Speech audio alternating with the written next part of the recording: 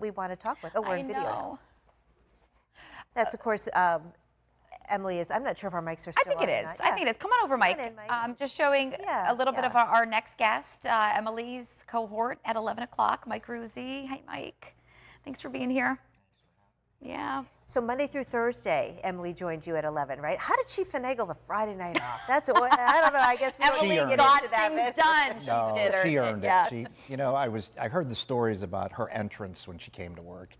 And I'll never forget one time, you know, that she'd come flying in with the food, the bags, drop them right for her the desk. sunglasses, the whole thing. She goes, Ruzzi, I'm hot right now. I got to do Guam, so don't bug me. So it was like, that was just, I loved her intensity and her passion for the business, and her compete level was so high. Yeah, it was. And it started at 245 with Guam and all the way to 11, and such a high standard. We appreciated that. Well, as Scott was saying, you never had to dial her up. You No. had to hold her back sometimes, but you never had to back. dial her up. But but that was because, and this has been mentioned a little bit before, like if she, she could get irritated or whatever. But it was her competitiveness. Oh, it's yeah. because she wanted everything to be perfect, Yep. top notch. She wanted us to be number one, and she cared about us with a great passion. I was talking to one of our counterparts in the Caribbean that she worked with, and he would say she would want to edit the story. And he'd say, I can do that. But she wanted it to be so perfect that she would want to edit it, because that's how she was. She did want it to be how she wanted it to be.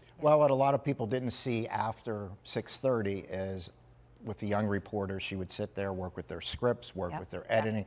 That was every single night. Yeah. There was no off days for her. She did it every single night because about that, being perfect, being that high compete level again that we talk about. Well, and as being a Pittsburgh guy, you can certainly appreciate her love for Yes, the Steelers. I like it the today. black and we're gold. honoring Emily. I got a great Steelers story I got to share with you.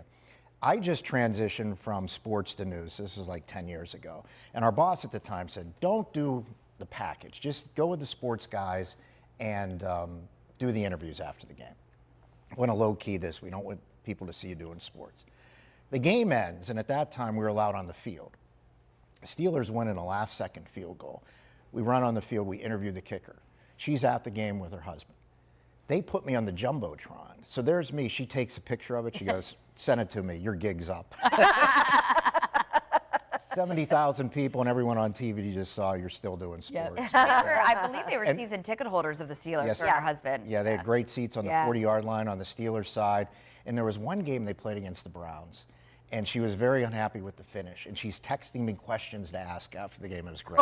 Oh, my God. Did you ask them? Oh, yeah. And You then had to, didn't you? she did not like the answers she got, so ask it again, Mike. That's So it was funny. great. My That's gosh. funny. And recently, which we want to highlight, Yeah. Emily became a huge fan. Well, she was always a fan of the Otters, Yes. but a little bit more personally lately, she became a billet mom. Yeah. And she loved that. She She did. talked about her billet Yeah. constantly. We were just talking about it Friday night because she asked me, do you have any of your mother's old recipes? Because I need to change up my cooking lineup. for it. Yes. I can't just keep doing what I'm. So we were talking different recipes just Friday night and how she wanted to improve her cooking skill set. Yeah, And that was she the wore conversation. Matthew for She her. was Yeah. really enjoying that motherly role of Yes. taking care of it. What's he, 15, 16, Yeah. this young man that, has left his parents, and she felt so protective of him and just loved having him around. And this was part of a special that she did back in September that she was so excited about. Yeah.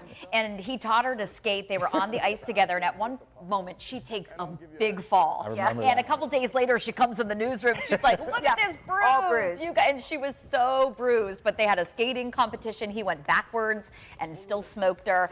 But she had so much fun This is doing when that. she went into the board. Yeah.